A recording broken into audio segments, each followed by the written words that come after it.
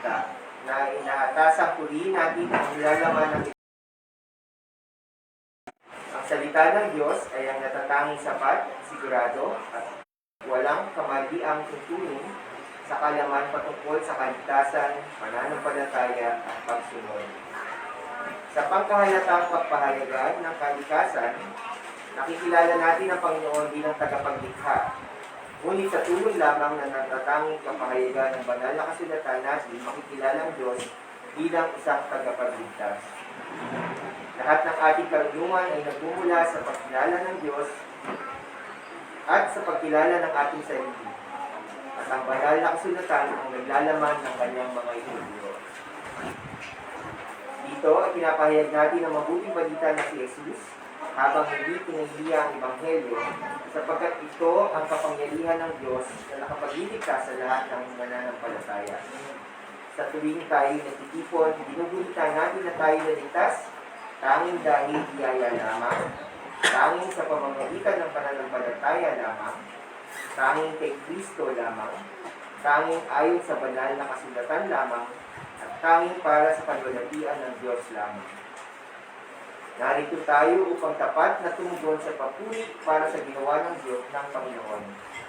Ngayon, tayo gumaling sa kung ano ang sasabihin ng Diyos sa ating ngayong araw sa pamamagitan ng pagbabasa at pagtalakay sa kanyang salita. Magandang umaga sa ating lahat, church. Nais ko lang muna magkwento bago tayo mag-umpisa. Minsan sa isang elders training natin, topic natin yung pag-iingat sa tupa o simbahan. Medyo naging ang discussion namin doon dahil nga siyempre mga bagong elder to at may mga threat din na nangyayari sa simbahan sa mga panahon natin. And then dumating kami sa punto na paano kung mayroong dumating na isang bisita na gusto magturo sa simbahan. At maganda naman natin na-address yun. Pero hindi ko akalain after mga ilang linggo pagkatapos niyan ay parang mangyayari nga talaga yun. Na nag-approach sa akin na isang taga-kamandag din at sabi niya, Kuya Edson, dadating yung auntie ko at nagtuturo ngayon sa church, pastora na yun. Dadating siya ngayong linggo at pwede yun mag-lead ng Bible study. Pwede siyang magsalita. Siyempre, yung mga initrain nating elders doon ay hindi pa ganun din naman ka-equip. No? So, nahihirapan sila doon. Mabuti na lamang meron na tayong parang paninindigan pagdating sa mga ganyan. At sinabi ko talaga sa kanya na hindi natin pwedeng basta-basta paturuin. Pwede siyang umattend at makinig pero hindi pwedeng paturuin muna agad. So, makinig muna siya. And then, nakita ko, nahihirapan yung mga yung team na tanggapin ang sitwasyon na yun. Dahil siyempre tayong mga Pinoy, alam naman tayo, inclusive tayo, pakikisama. But we must always remember that we should not allow our yung pagka-Pilipino natin na matabunan ang pagka-Kristiyano natin. I think dapat na ginagabayan tayo ng pagka-Kristiyano natin sa pagiging Pilipino natin. And that's what we did. We stood our ground. Buti na lang hindi na tuloy dumating yung auntie na yun. And nakaka-believe din naman tayo na hindi na natuloy ang posibleng, nakakailang kasi yung gano'n. But anyway, that's what we're going to be talking about today. Tutuloy natin yung sermon ni Kuya Chad last week tungkol sa false prophet. At alam naman natin na inihanda tayo ni Pedro pagdating sa topic na ito kasi sa umpisa pa lang sinabi niya may mga false prophet na darating at in-establish niya na talaga kung ano ang kalagayan natin pagdating sa Panginoon. Kaya itutuloy natin ito. Pinamagatan ko na lang ito na false teachers part 2 para hindi na ako mag-isip na maganda-ganda tayo. Mula ang propeta, ikalawang bahagi. At meron akong 3 puntos uli na nais kong ibahagi sa inyo. Ang una ay ang katangian ng isang false teacher. Pangalawa ay ang kalagayan ng isang false teacher. At ang pangatlo ay ang kahihinatnan ng isang false teacher. Samahan niyo muna ako sa ating pagbabasa ng ating text sa umagang ito. Ito ay sa 2 Peter chapter 2 verses 10b to 16. Kasi yung 10a, kinat ni Chad. At medyo weirdo ang pagkaano nito.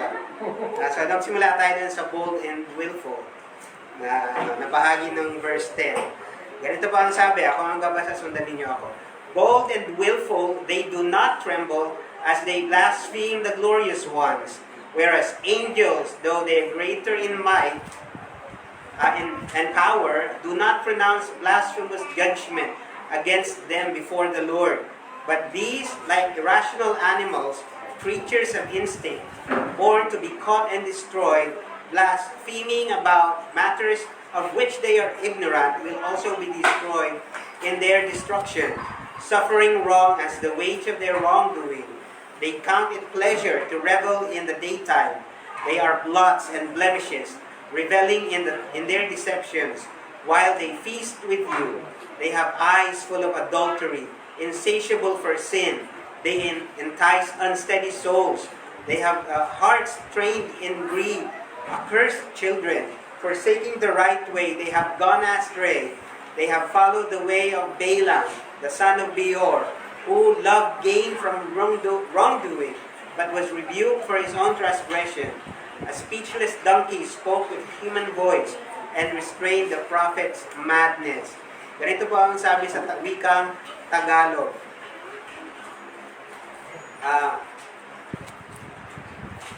Inimbisahan niyo sa 9 and 10. Sige.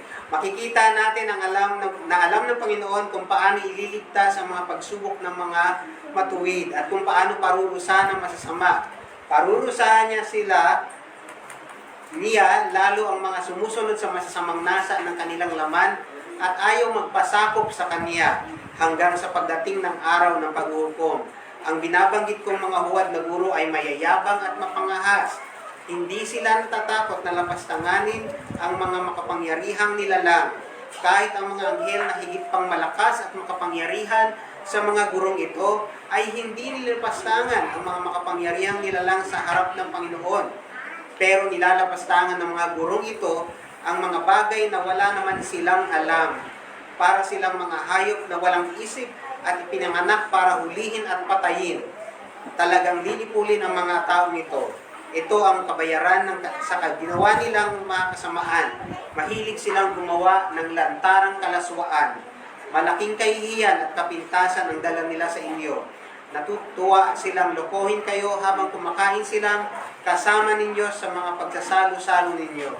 Kaya kung tumingin sila sa babae puno ng pagnanasa, wala silang tigil sa paggawa ng kasalanan at hinihikayat pa ang mga taong mahihina.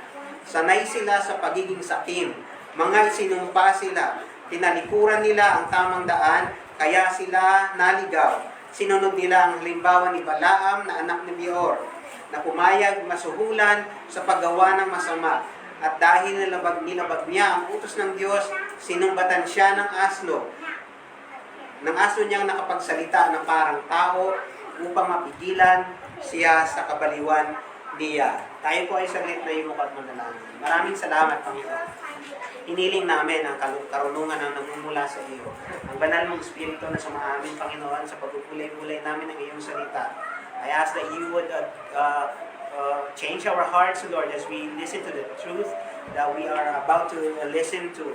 I ask that your word would penetrate the very depths of our hearts, Lord, at magbago ito at magkaroon, Panginoon, ng pagpapakumbaba sa amin upang mamuhay kami ng ayon sa iyong salita. Sa pangalan ni Jesus, Amen. So, ang magsabi natin ay bula ang propeta. Diretsuhin ko na po. Umpisa na natin sa unang puntos. Ang katangian ng isang false teacher. Inumpisahan dyan sa dalawang salita. Bold and willful.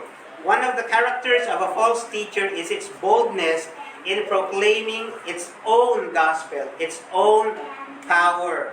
In other translations, it's called presumptuous. Or kung sa Tagalog ay pangahas o mapangahas. Sa salitang balbal, madalang sabihin, makakapal ang mukha. Diba? Makakapal ang mukha. They are proud, despising authority, In their presumption, they will even speak ill of spiritual powers, si Satan at ang kanyang mga demons, that angels themselves do not speak evil of, but the angels rebuke them in the name of the Lord instead. Hindi sila nahihiya. Mayayabang sila, mayayabang kung sa iba pang term. Sila ang pinakamakapangyarihan sa lahat ng mga tagapagturo. So yan ang isang senyales ng false prophet. Sila ay feeling nila sila ay pinakamakapangyarihan doon sa grupo nila o sa relihiyon nila. Kaya nilang sawayin si Satanas. Na misinga yung mga anghel na mas makapangyarihan ay hindi ginagawa yun na pagsalitaan si Satanas. Sila, kayang-kaya nila. Sila ang pinakamakapangyarihan sa lahat ng mga tagapagturo. At kaya daw nilang manduhan si Satanas. Noong dumating ang pandemic, may napanood akong isang sikat na pastor sa TV. Kilala niyo naman ata siya, si Kenneth Copeland, na inuutusan niya ang COVID-19 virus na umalis. Ano yung video na yan? Ginawan pa nga ng meme ng mga tao yun na pinapalayas niya. Sabi niya, shoo! COVID-19! Yan. Pinalayas niya. Pagkatapos niyang palayasin ang pandemic sa pangalan ni Jesus, ay hinipan niya pa ito. Sa harapan ng camera yan. Shoo! Wala ng COVID-19. At pagkatapos yung lumala. Numbers natin. Ganon sila ka-presumptuous. Pinapakita nila na sila ay pinaka-close kay Lord. Higit kaysa sa mga members ng simbahan nila. Sila ang may kapangyarihan. So, ganon ang ng mga false prophet. In James chapter 4, verse 7, sinasabi doon na tayo daw ay to submit to God, resist the devil, and he will flee from you. Ang utos sa atin ay mag-submit sa Diyos at i-resist ang devil. Hindi tayo inutusan ng pag-away dyan. Hindi tayo inutusan na i-bind dyan. Tagal na binabind ng Satan na yan, sino ka nagpapakawala? Nag-ano pa rin. Nagkakagawa pa rin si Satanas na masama. That the truth is, hindi mo maibabind si Satan. It will happen someday, but not today.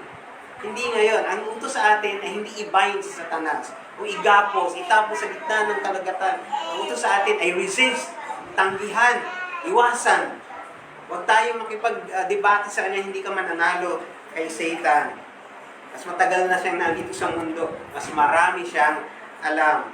Satan and his demons are not beings to be played around with.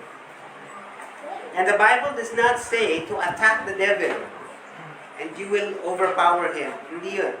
We need not to fear him, for Scripture also says that greater is he who is in you than he who is in the world. But it is the Holy Spirit that is greater, not we ourselves.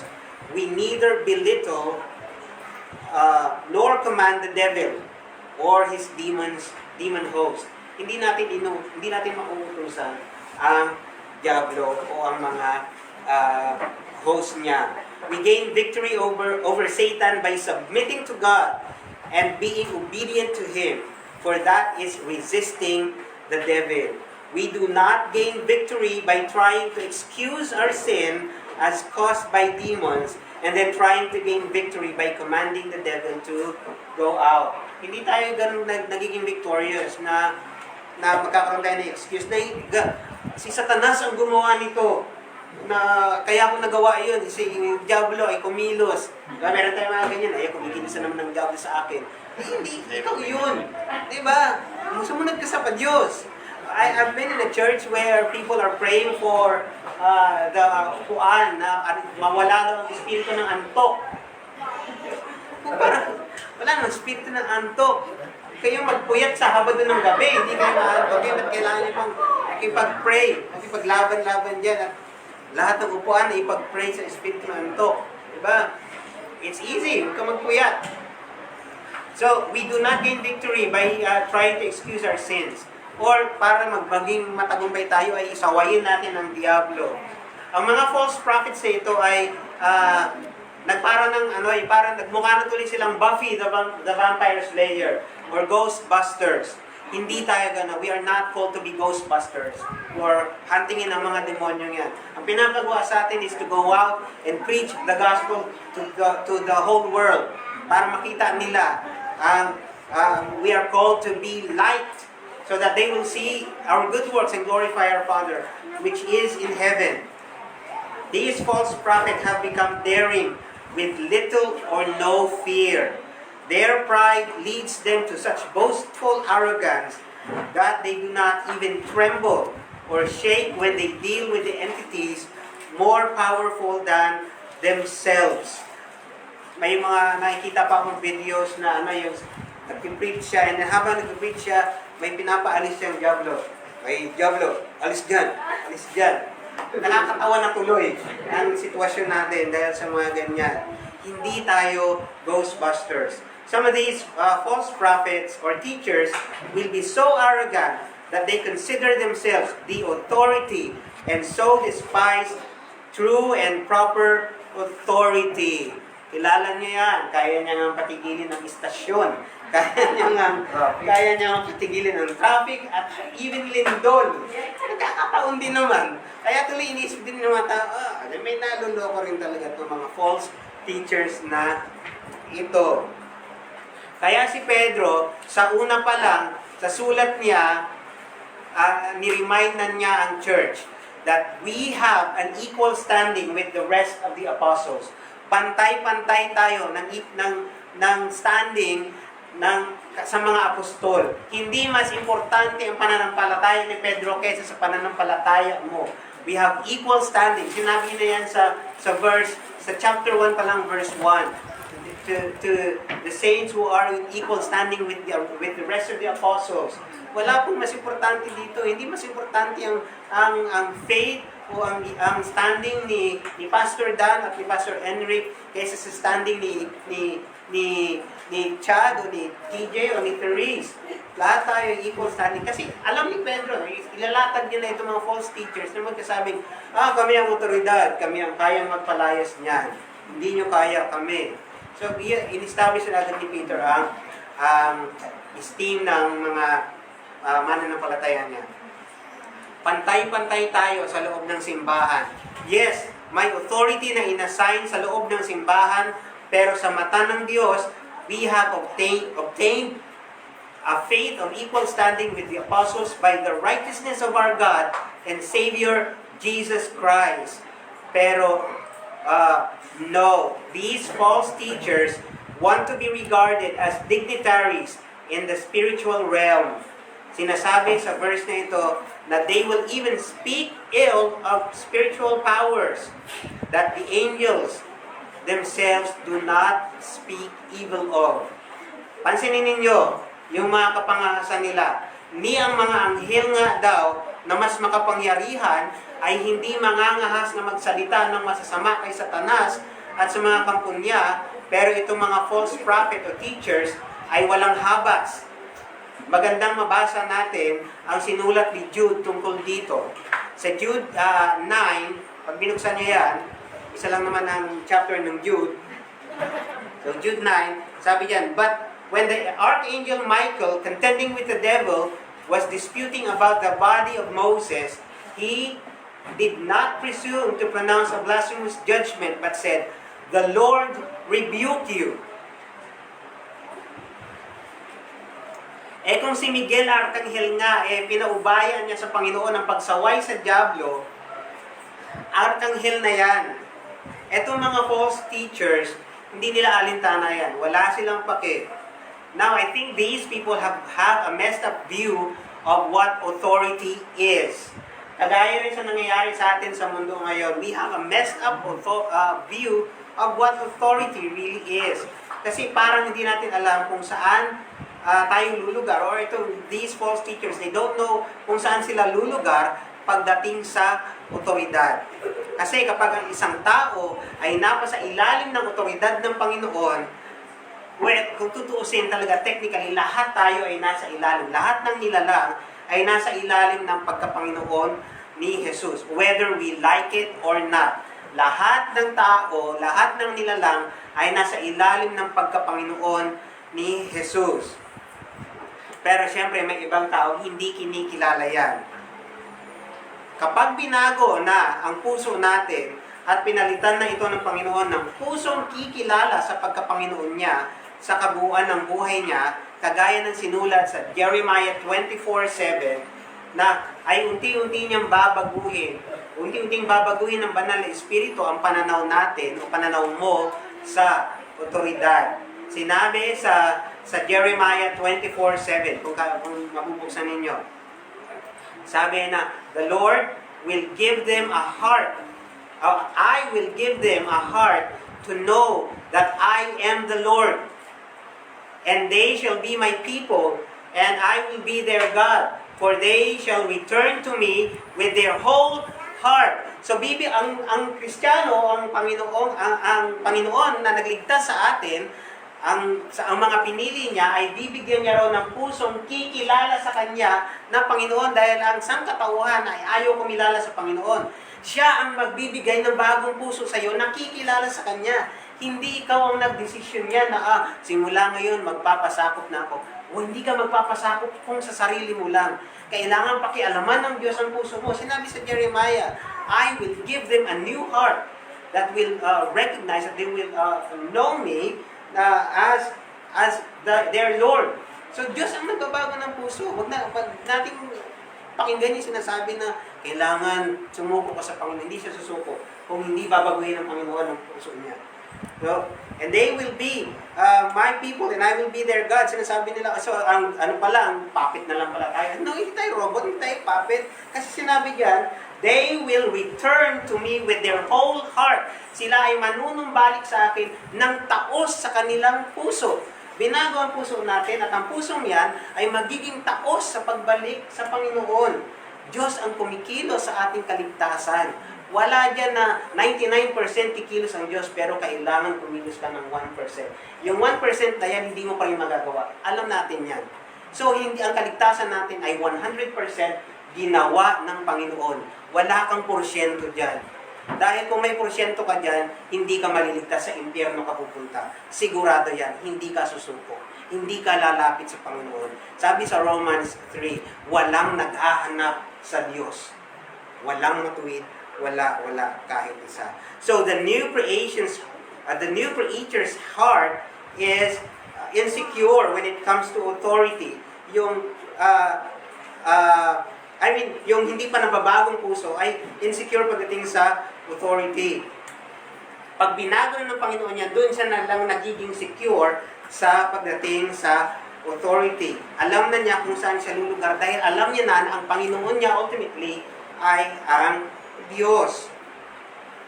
Hindi na tayo natitreten ng authority dito sa lupa, pero hindi rin naman tayo alipin ng mga may otoridad sa atin. Alam na natin, ultimately, ang Panginoon natin, ang Panginoon ng lahat. We know that the earth is the Lord's and the fullness thereof.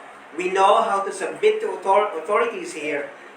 Before ang text natin, we can read that the false prophets are described as people who despise authorities. Doon sa naunang passage na pinreach ni Kuya Chad last week, sinabi yan, these false prophets despise authorities.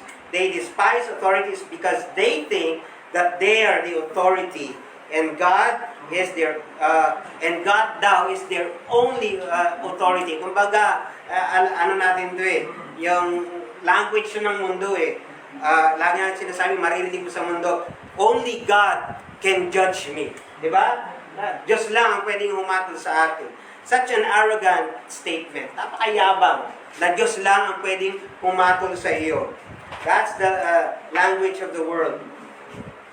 Sa Diyos lang ako magpapasakop.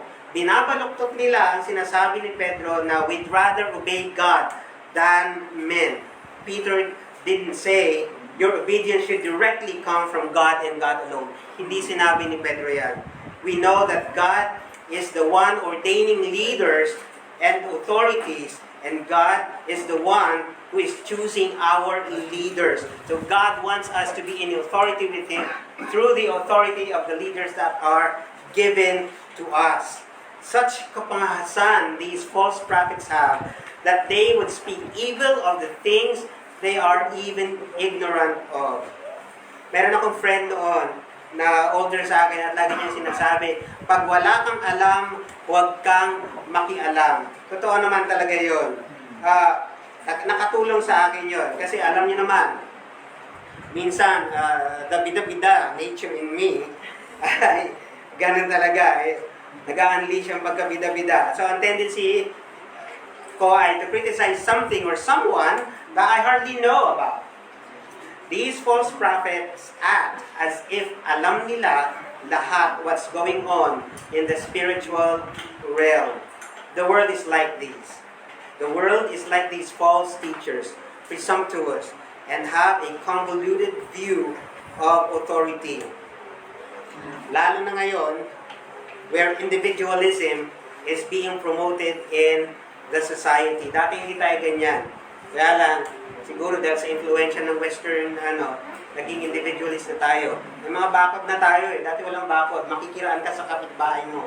At ang bakod mo ay dapat hanggang dibdib lang para maabutan mo ng ulam ang kapitbahay mo. Ngayon hindi na. Ang bakod mo ay mataas at talagyan mo ng bubog at kuryente. Sigurado, wala makakapasok at maglalagay ka pa ng aso. Anyway, so, the world is like that. I want to share to you, yung sinare sa akin ni Dan about yung snippet ng sermon niya. So, kumupit ako ng sermon ni Dan and I copied and pasted it on my sermon. Pampahaba rin yan. So, he talked about sa sermon niya. So, sana sabay kami ngayon. Kasi babasahin ko lang ito. About expressive individualism. Sabi niya dito, Truman wrote a book called The Rise and Triumph of Modern Self, which I think is a must-read. It attempts to understand where we in our culture, exemplified by Western culture, but I think may be descriptive of global culture, or we have been calling the Babylonian worldview, and how we got here. The words expressive individualism made me think immediately of Peter's words here describing false teachers. Individualism, despise authority, expressive, lust of defiling passion. Basically, the idea is that we now find our identity outside of ourselves in Christ. Hindi na raw kay Christ. We find our identity not outside of ourselves or kay Kristo, where the Bible points us. But now it's being psychologically oriented that we find our identity in the inward quest for personal psychological happiness. Hinahanap daw natin ngayon ang pagkakakilanlan natin hindi na sa labas natin kay Kristo, kung saan tayo tinuturo ng Biblia, kundi unti-unti tayong binibrainwash na mahahanap raw natin ang ating pagkakakilanlan o identity sa loob natin, sa kaibuturan ng ating puso. Yung mga katagang naririnig natin na, hahanapin ko ang sarili ko. Well, good luck. Diba? Dahil ikaw rin nga ay ligaw. Di pwedeng mahanap ng ligaw ang isang naliligaw din. Diba? Or naririnig natin na kung saan naliligayahan ang puso mo, go lang, support kita. We find our meaning in expressing our own feelings or desires. Kasi diba, alam niyo naman, Instagram, we have Facebooks and lots of things na ma-express natin ang feelings natin, ang desires natin. Peter calls our feelings and desires here as passions, and we no longer find our humanity in relation to God or truth, or even to political or social authority, or anything from the outside. Truth na raw comes from within, which makes it morally good to indulge in defiling passions or despising authority, as long as it is consensual daw. Nahahanap natin ang meaning ng buhay sa pamamagitan ng pag-express ng damdamin at nais natin o desires. Kaya uso yan sa mga social media. Do you see how the false teachers can call evil good and good evil and convince people that they are right. The world says, look inward. The Bible says, look upward. Ang sabi ng mundo, hanapin mo sa loob mo kung ano ang sinasabi ng puso mo. Pero ang sinasabi ng Biblia, tumingin ka sa itaas. There is someone who stands outside of us and above us. We are bought and paid for. And there are demands on us that we conform to and obey. But not so in expressive individualism. So moral truth is no longer objective and transcendent, or from God, from outside of ourselves. But it is more of an expression of emotional preference. This makes me feel good and authentic, so I should do it.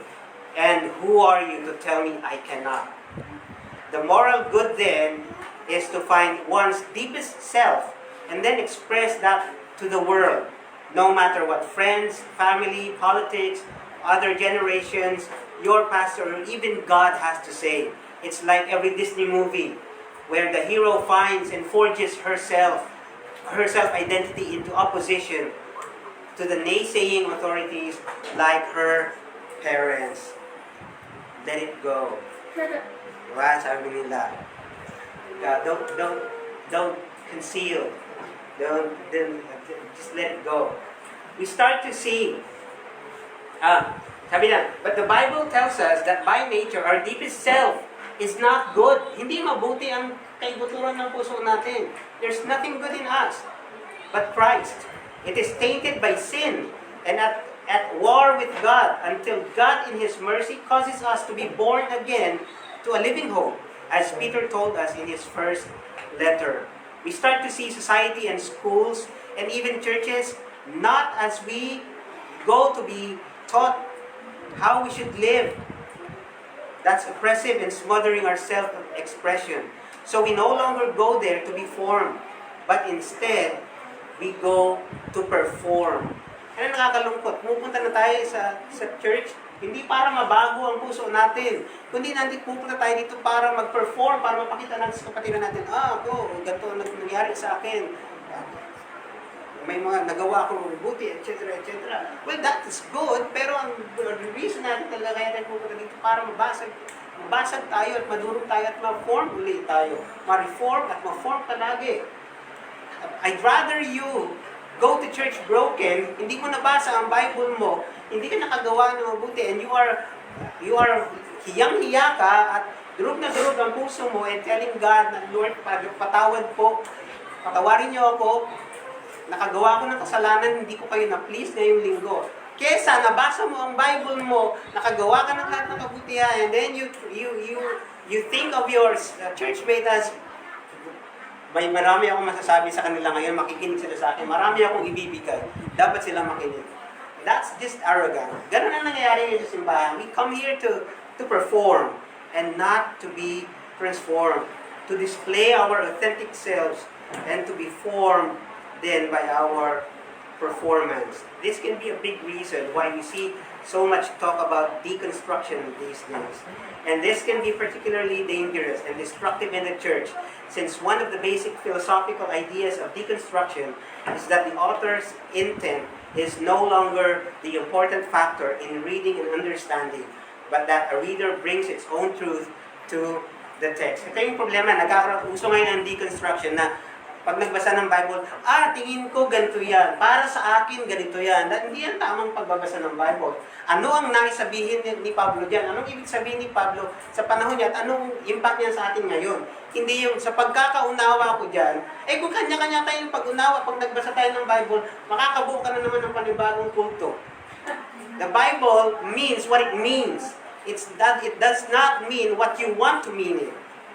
So pag nagbasa tayo ng Bible, wag natin i-interpret ito. We have that rule sa hermeneutics. The Bible interprets itself. This might be a huge problem. This might not be a huge problem when reading a novel. Sige, basa ka ng mga librong novel dyan, okay lang. Pero pag sa Bible, hindi pwede na kanya-kanya tayong interpretasyon. Because the Bible, we have to deal with a divine author. preserving God's intent should be our top priority. And so we are suspicious of society, in general, a specific institution like the church, and we start to see the history of society as one of power and oppression.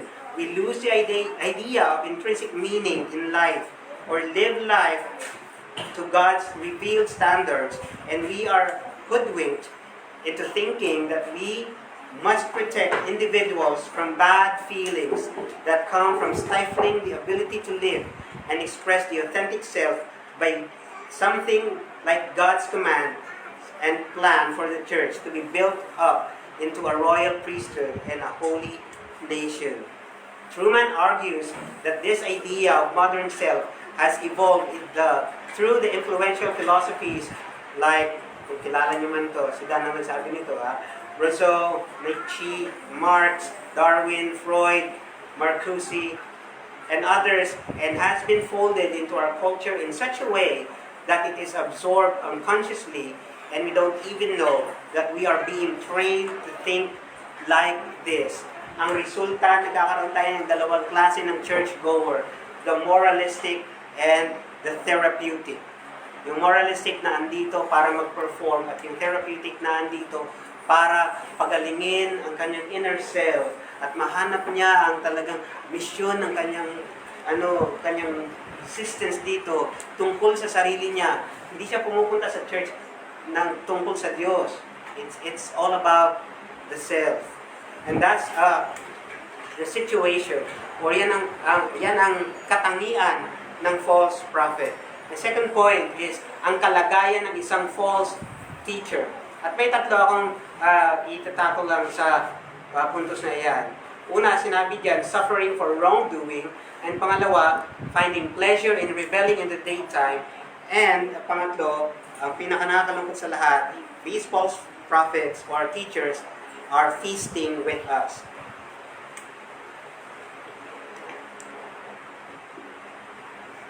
Unahin natin.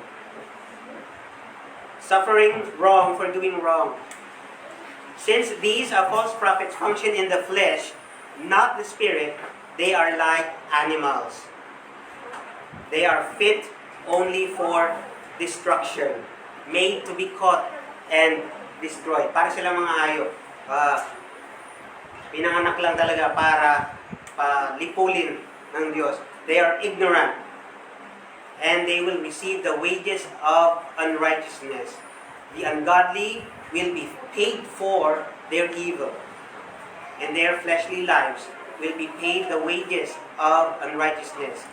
Alam natin na hindi sila palalampasin ng Panginoon, at sila ay walang pagsalang parurusahan sa kanilang panlilinlang. Like what Chad preached about last Sunday, na if God did not spare the angels, so ganun din, hindi niya rin patatawarin, o hindi niya palalampasin, hindi niya hahayaan ang mga false prophet na ito, o false teachers. What these evil men who were troubling Peter's people were doing was to say that they loved and served Christ, while the things they taught and did were a complete denial of Him. So, sabi nila, mahal nila si Kristo at pinaglilingkuran si Kristo, pero ang tinuturo nila, ang sinasabi nila, ay itinatanggi nila si Kristo.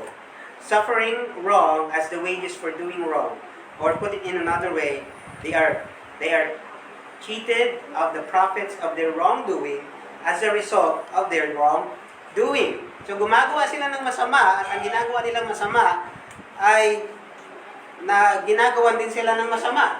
Alam mo yun? Sinasama ka sa ginagawa mong masama. They end up being able to enjoy the fruits of their wrong deeds, for they end up being exploited themselves. In this example, they end up having demonic problems because they do not deal with demons correctly. So, meron akong Bible study na ginoin ko tagal na sa buhay ko. And then, ito yung parang organization ng mga pastor sa Antipolo. Ay, ewan ko kung alam niyo yung ACMA, Antipolo Christian Minister Association. So I joined one of the meetings. And then yung parang leader namin doon, nag-meeting, it was okay. It was parang, update lang sa mga churches. So nag-meeting kami, and then after that, nag-pray. And then this leader pastor, siguro naman iba na yung mindset niya ngayon. Pero yun lang yung ano ko. So pinag-pray niya, and then sabi niya sa prayer, habang nag-pray na, Lord, kinukuha ko ang lahat ng problema at struggle ni Edson at ng isa pang pastor, ibigay mo lahat sa akin, Panginoon, dahil ako ang leader nila, sa akin mo ibigay, na declare battle or worship with Satan. Kikipagdeklara daw siya ng digmaan kay Satanas. And habang nag-cringe na ako ng depression kanina, parang natakot din naman ako sa ginawa niya. Pero simula nang din ako umattend sa ano yun. Pero that week din, di ko alam kung coincidence. I think God was behind it din. Parang sa isip ko na, grabe to, talo niya pa si Archangel Michael na makikipaglaban kay Satanas balang araw sa Armageddon. Pero that week, nagkasakit silang lahat ng pamilya niya, nagkaroon siya ng problema sa sasakyan niya, na hirap-hirap ma-repair. And gusto ko isipin na parang, ikaw, naghamon ka hindi naman dapat yan ang inaatupag mo eh. Pero I think he's deceived siya dahil sinasabi niya yun. Siguro that time I can say he was a false prophet, pero sana ngayon bago na siya na-realize yun na yun. Pero you see, pag hindi ka talaga aral at hindi mo inano ang Bible at hindi pinangangaral sa iyo ang mabuting balita every Sunday, talaga malilisya ka sa kung ano-anong doktrina sa paligid. Kaya ingat tayo. Magsasuffer ang mga false prophet nito for their wrongdoing. Number 2, ano ang kalagayan ng mga false prophet? They find pleasure in reveling in the daytime. Revel means pagpapakasasa. Or sa salitang balbal ulit ay walwalan. Usually, pag magwawalwal ka, alam to ni Chad, joke lang, maghihintay ka muna ng gabi, di ba Chad? Maghihintay ka muna ng gabi or at least dumilim man lang muna bagong gawin. Pero itong mga false teachers, matindi. Mas strict nila yung umaga pa lang, magwawalwal na. Hindi sila makapaghintay gumabi bago nila gawin. I'm not saying na hintayin mo muna gumabi bago ka magpakasasa.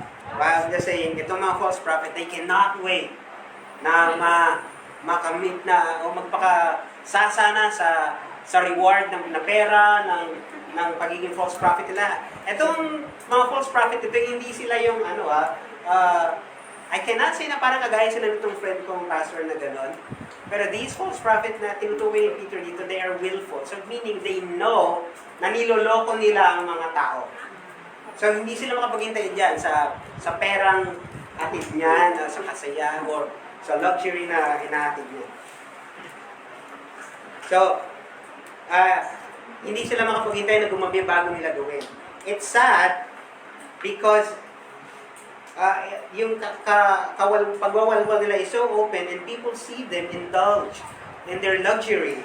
Magpapakasasa sila sa yaman nila, kalayawan, at marami pang mga makamundong pagmamalaki.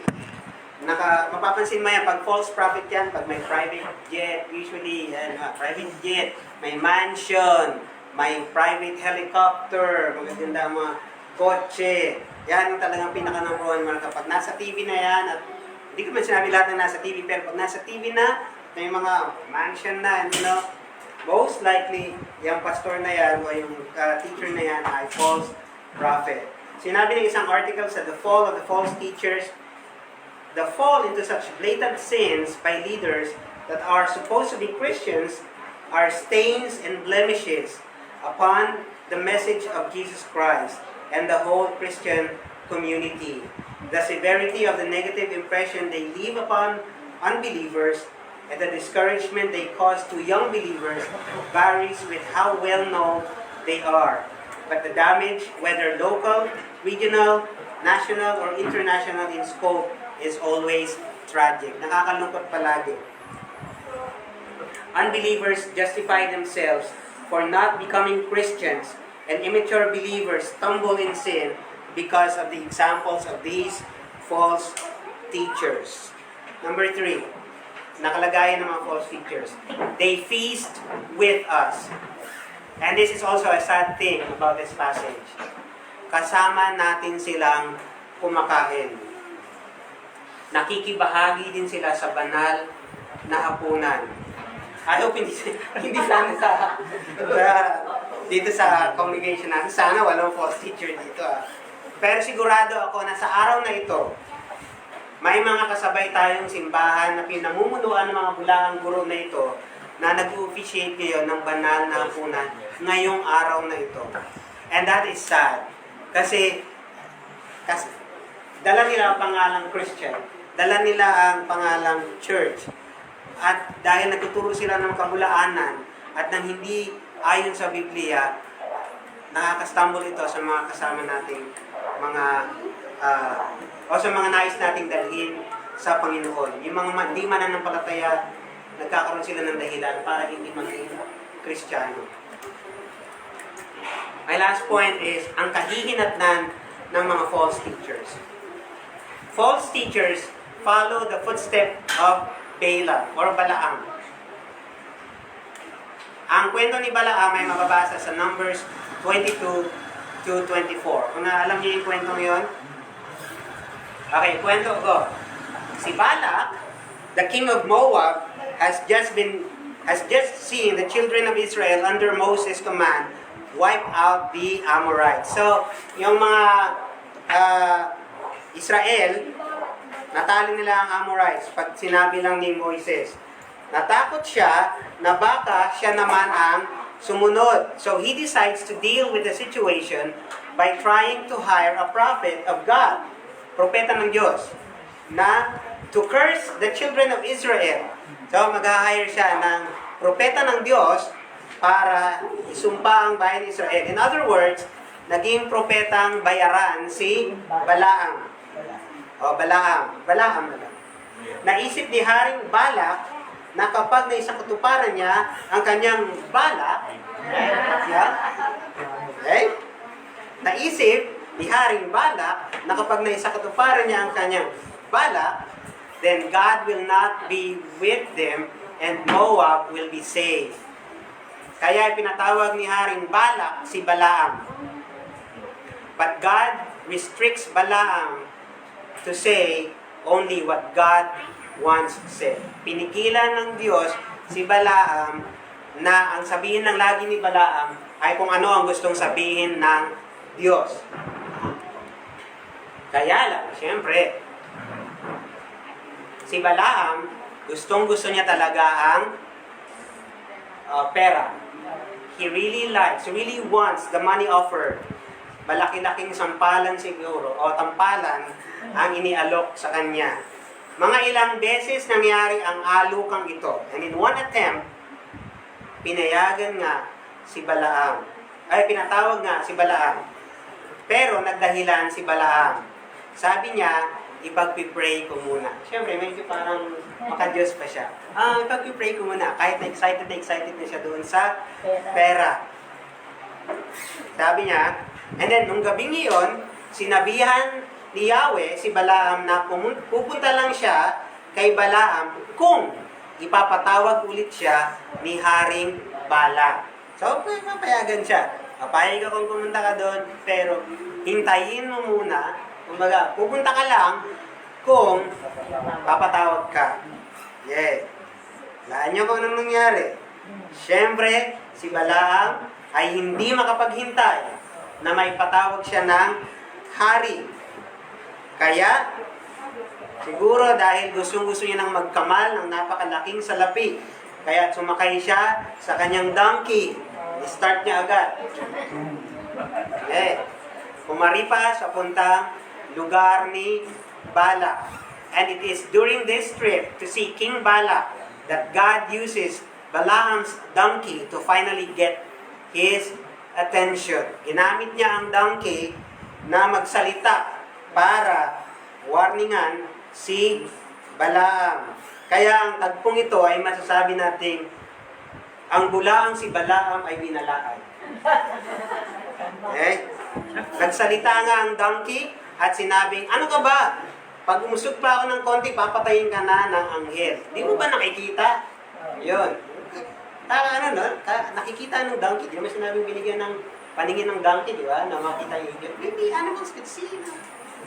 Just, hindi ka na kumagiging niya. Maybe.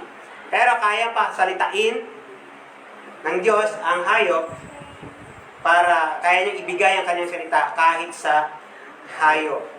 Nagsalita nga ang donkey at sinabi niya iyon. Can you imagine someone so intent on doing what they want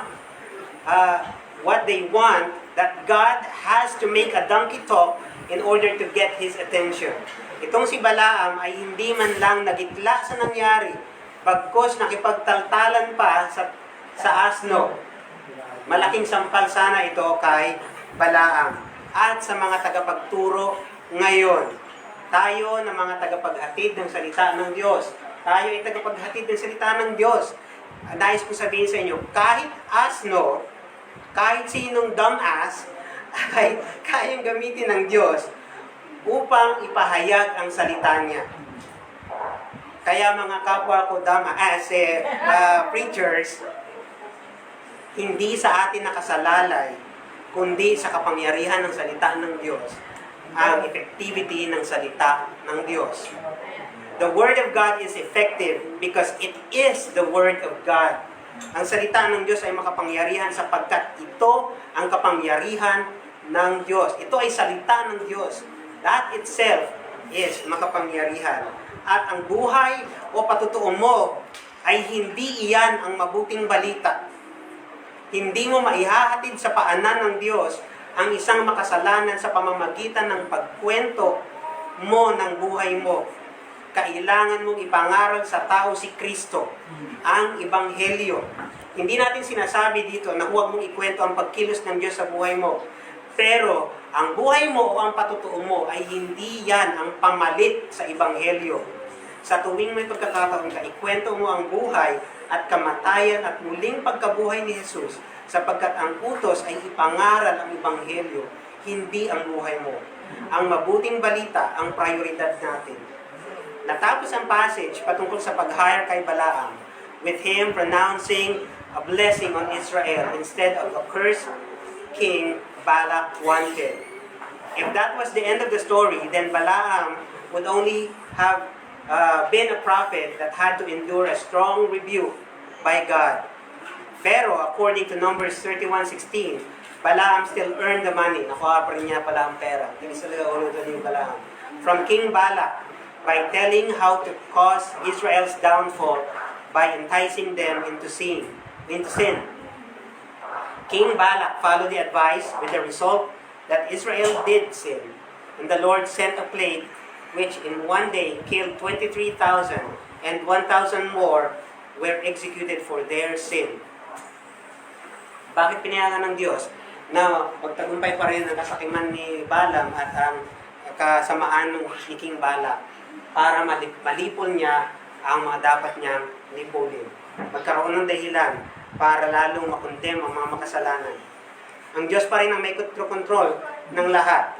Ginamit niya ang sitwasyon upang malipol niya ang mga mamamayan ni Haring Balak. Sa ganitong paraan din, nag-ooperate ang mga false prophet. They have forsaken the right way, which is the narrow way that leads to life, so that they can pursue their own way. That is why they wander. If they cannot get what they really want one way, they will find another way to get it. The greed of these false teachers continually finds new ways to exploit their followers. The sad part is that so many people fall for it. But why? Dahil tulad ng mga Israelitang nagkasala sa mga babaeng Moabita, sa Numbers 31, they were exploited with an enticement of something that fit their own sinful desires. alam rin naman natin na sa kabila ng mga ganito, ang Diyos pa rin, ang sovereign sa lahat. Alam natin na sa katalinuhan ng ating Diyos, ang mga ito ay pinahintulutan niya para sa ikatatatag ng mga mananampalataya, sa ikababanal ng simbahan, at ikapapahamak ng mga tumanggi kay Kristo. Maging mapanuri tayo, isuot natin ang baluti sapagkat ang laban ay hindi pisikal, kundi espiritual. Christians must therefore arm themselves against false prophets, and recognizing who they are requires knowledge. And knowledge requires a study of God's Word. Sinabi ni R.C. Sproul, false prophets exist in our day insofar as there are many men and women who are claiming to speak for God, and yet they teach abhorrent doctrine.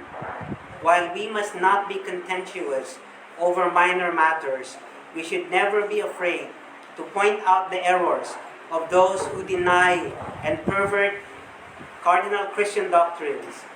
In love, may we help those who are in bondage of false doctrines and see the essential truths of the Christian faith as taught in God's Word. Sana ipanalangin natin ang mga nalilinlang ng mga false prophet nito at ang mga kaibigan natin na napapahamak dahil sa mga ito. At patuloy nating panalangin ng mga elders at ang mga haligi ng simbahan na ito na maging matatag at matibay at matapang sa pagsawata sa mga huwad na katuruan. At tayo rin mismo ay maging matalino, humingi tayo sa banal na espiritu ng katalinuhan at ng gabay para malaman natin at mag-discern kung ano ang tama at tuturo ng Biblia. Tayo po ay saglit na naman.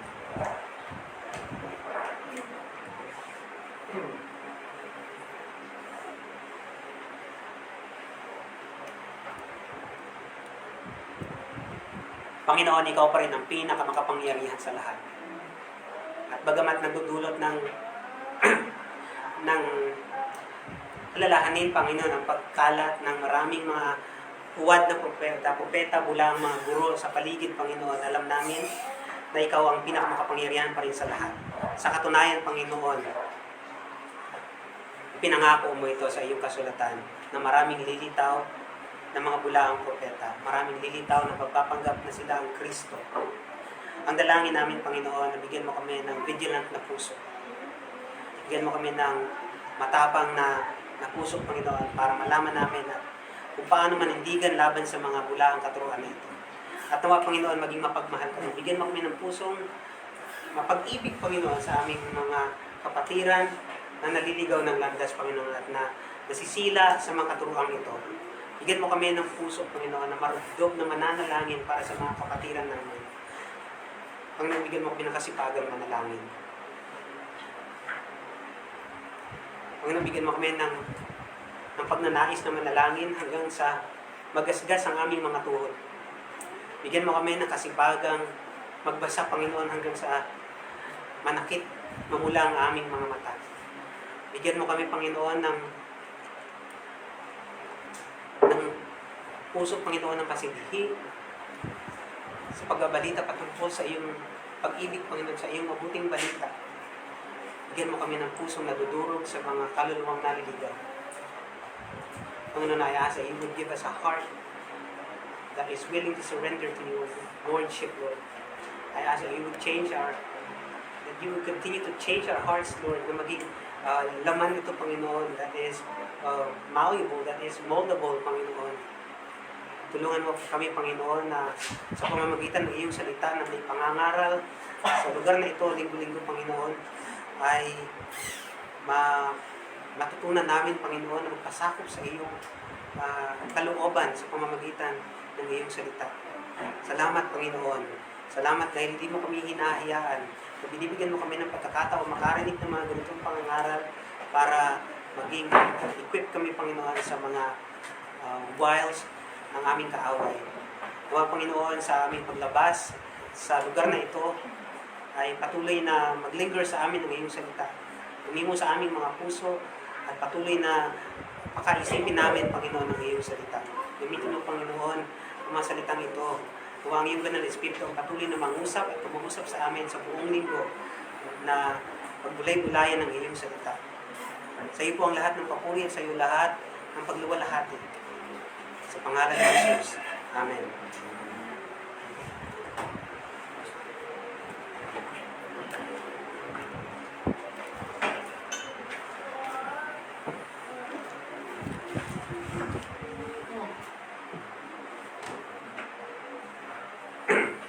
Purihin ng Diyos sa pangangaral ng Kanyang salita.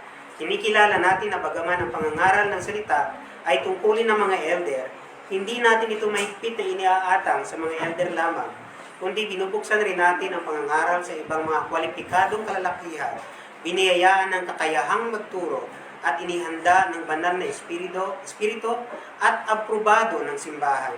Dagdag pa rito, kinikilala rin natin na ang banal na espiritu ay biniyayaan ng talento ang bawat kasapi ng simbahan at nais nating sundin ang iba pang mga kautusan sa kasulatan.